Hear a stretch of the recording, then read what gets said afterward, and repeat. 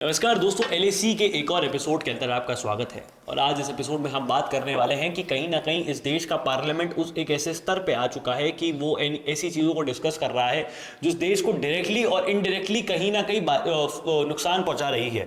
क्योंकि अगर हम देखें तो हाल ही के अंदर निशिकांत दुबे जो भाजपा से सांसद हैं, उन्होंने इस चीज़ के ऊपर एक लाइमलाइट डाली है, देश के पार्लियामेंट को उस तरफ मोड़ करा है कि जो यूएस की एड है वो कहीं ना कहीं भारत को तोड़ने के अंदर काम में ली जा रही थी। पहले मैं आप सभी से अनुरोध करूंगा कि आप पहले निशिकांत दुबे जी का ये बयान सुन लीजिए।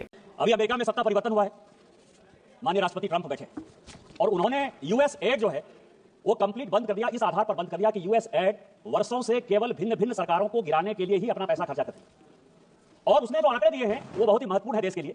मेरा कुछ सवाल है इस देश से और विपक्ष की जितनी पार्टियां हैं उससे।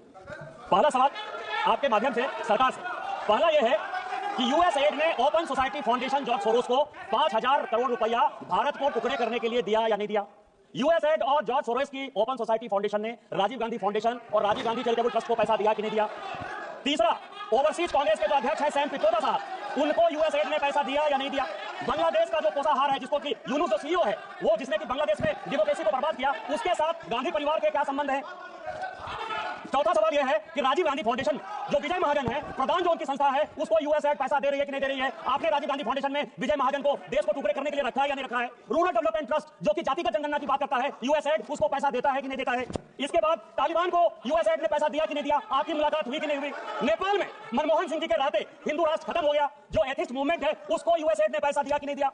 सामंता पावर से आपकी मुलाकात हुई या नहीं हुई? हेल्पिंग हैंड, फलाह इंसानियत और अहल खिदमत, जिसने कि इस भारत में आतंकवादी और नक्सलवादी गतिविधि बढ़ाई, उसको यूएस एड ने पैसा दिया कि नहीं? कांग्रेस पार्टी के साथ के संबंध में वक्फ एक्ट को जो जकात फाउंडेशन विरोध कर रहा है, जिसको कांग्रेस पार्टी सपोर्ट कर रही है, वो उसको यूएस एड ने पैसा दिया कि नहीं दिया? मेरा आपके माध्यम से सरकार से आग्रह है कि इस देश में कई संस्थाएं ह्यूमन राइट्स लॉ के नाम पर, शेरपा के नाम पर, coordination of democratic rights organisation के नाम पर, राइट ऑफ फूड कैंपेन के नाम पर, सेंटर ऑफ पॉलिसी रिसर्च के नाम पर, एसोसिएशन ऑफ डेमोक्रेटिक राइट्स के नाम पर, नमामि के नाम पर, और इकोनॉमिक्स के नाते अमर सिंह के नाम पर, इन सारे लोगों को यूएस एड पैसा देती है। और चाहे अभी भी हो, चाहे जातिगत जनगणना हो, इन सारी चीजों में कांग्रेस पार्टी यूएस एड और सोरोस फाउंडेशन के साथ मिलकर देश को टुकड़े टुकड़े करना चाहती है। मेरा आपके माध्यम से सरकार से आग्रह है कि इतने वर्षों में यूएस एड ने जिसको पैसा दिया उसकी जांच। तो आपने पूरी जो स्पीच है उनकी सुनी, किस तरीके से उन्होंने ये बताया कि ये जो यूएस की एड है ये भारत को तोड़ने के लिए हेल्प कर रही है, और ये जो यूएस एड है ये नेपाल, बांग्लादेश, पाकिस्तान, इन जगहों पे पहुंचाई जाती है, और जॉर्ज सोरोस जैसे बड़े बड़े लोग इस यूएस एड को पहुंचाते हैं। तो कार्तिक, आपका इसके ऊपर क्या टेक है? देखिए, बात ऐसी है कि सबसे पहली बात तो ये कि ये मुद्दा देश के पार्लियामेंट के अंदर उठा,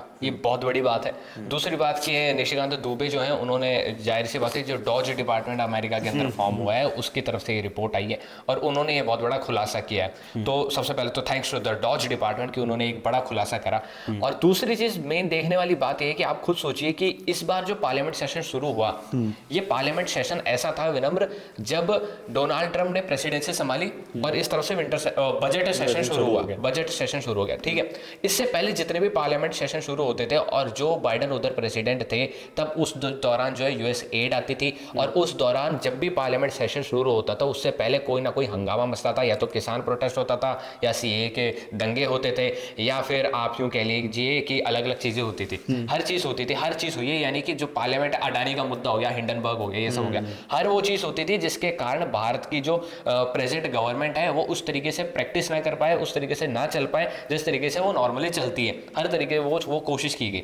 ठीक है, अब अचानक से ये चीज हुई है कि डोनाल्ड ट्रंप आ गए हैं और इंडिया के अंदर ऐसी कोई, ये पहली बार हुआ है, प्रधानमंत्री मोदी ने भी इस चीज को कोट किया था कि ये पहला पार्लियामेंट सेशन है कि बजट सेशन ऐसा चलने वाला है कि इससे पहले कोई भी हंगामा नहीं हुआ है। अब मैं आपको दोबारा वो जो आपने दर्शकों वीडियो देखी है, उस वीडियो पे मैं एक बार गौर फरमाना चाहूंगा। उस वीडियो के अंदर जैसे ही निशिकांत दुबे उस चीज पे बात कर रहे हैं, वैसे ही विपक्ष सामने से चिल्लाने लग गया।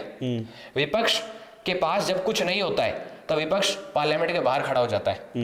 विपक्ष के पास जब कुछ होने के बावजूद भी जब सामने से जो नेता है वो सवाल करने लगता है, तब विपक्ष पार्लियामेंट में रहकर चिल्लाने लग जाता है। लेकिन कभी भी विपक्ष पॉइंट्स नहीं रखता, फैक्ट्स नहीं रखता। मैं दर्शकों को एक बात बताना चाहूंगा कि जब राहुल गांधी के पास अडानी की और मोदी की फोटो थी, यानी फोटो थी, कंटेंट था, तब उन्होंने पार्लियामेंट में खड़े होकर बोला। अब उनके पास कोई कंटेंट नहीं है, कोई फोटो नहीं है, कोई सबूत नहीं है, तो कोई कंटेंट नहीं है, कोई फोटो नहीं है, कोई सबूत नहीं है, तो वो पार्लियामेंट के बाहर चले जाते हैं। और जब होता है तो फंड आ जाता है यूएस एड की तरफ से, और वो आके फिर उस चीज को प्रैक्टिस करने लग जाता है। ये एक बहुत ही विचलित सी चीज है। और ये चीज़ लोगों के दिमाग में भी आनी चाहिए कि किस तरीके से जो यूएस एड है वो कहीं ना कहीं भारत को नुकसान पहुंचा रही है, और हमें यही चीज़ दिमाग में और ध्यान में भी रखनी है कि भारत का नुकसान यूएस एड के जरिए ना पहुंचे। क्योंकि अगर आप इस चीज़ों को सोचेंगे, समझने की भी कोशिश करेंगे, तो आपको ये पहचानने में मतलब ज़्यादा तकलीफ नहीं होगी कि जो यूएस एड है वो कहीं ना कहीं उन देशों के अंदर उसी दौरान पहुंचाई जाती है, या फिर उन देशों के अंदर पहुंचाई जाती है क्योंकि जो बाइडेन की जो सरकार है वो पैसा देती है यूएस एड के जरिए बड़े बड़े एनजीओज को, इन सब चीज़ों को, या फिर देश के अंदर भी देती है तो उन एनजीओज को देती है जो कहीं ना कहीं इनडायरेक्टली या डायरेक्टली उन बड़े बड़े ऑर्गेनाइजेशन या बिजनेसमैन से फंडेड हैं जो कहीं ना कहीं भारत से नफरत करते हैं, भारत की सक्सेस से नफरत करते हैं। और मैं शुक्रगुजार करना चाहूंगा मतलब डोनाल्ड ट्रंप डोज का, मतलब मैं ये नहीं कह रहा डोनाल्ड ट्रंप बहुत ही बढ़िया आदमी है, इंडियन शेयर मार्केट नहीं है, बहुत बढ़िया आदमी तो नहीं है, लेकिन डोज डिपार्टमेंट जैसे बनाए, क्योंकि अभी उन्होंने हाल ही में कहा कि भैया मिलिट्री के ऊपर जो है फाइंडिंग्स करी जाएंगी। और अब तब पता चलेगा कि $900 बिलियन का यूएसए का मिलिट्री बजट खर्च कहाँ का होता है। और जब ये फाइंडिंग्स पब्लिक में आती है ना, तो आपको पता चलता है कि दुनिया के अंदर जिस देश को आप सबसे ज्यादा पावरफुल सुपर पावर माने बैठे हैं वो असल में सुपर पावर खुद के जरिए नहीं बनाए। क्योंकि जब 1961 के अंदर जॉन एफ कैनेडी ने ये यूएस एड बनाई थी तो उन्होंने यही कहा था कि यूएस एड दूसरे देशों को इसलिए दी जा रही है कि अमेरिका का फायदा कर सकते। अमेरिका ये फ्री का पैसा आपको इसलिए नहीं देता। और इस वजह से आपको भी ऐसा लगता हो कि जब भी कोई इंटरनेशनल मुद्दा होता है जिसके अंदर एक वो तरफा देखा जाता है कि यूएसए इस तरह बोल रहा है, रशिया इस तरह बोल रहा है, तो कुछ देश होते हैं छोटे मोटे जो यूएसए की साइड बोलते हैं, जो यूएसए कह रहा है वो बोलते हैं, वो इसलिए बोलते हैं क्योंकि उनके पास यूएस एड जारी होती है, इस वजह से। हाँ, और ये चीज़ है। अब आप बने रहिए देखिए हमारे साथ, तो और हम आपको धीरे धीरे ये न्यूज़ एंड डेवलपमेंट है। अब इसको धीरे धीरे हम डिकोड करते रहेंगे, आपको समझाते रहेंगे, बताते रहेंगे कि असल में असली मुद्दा क्या है।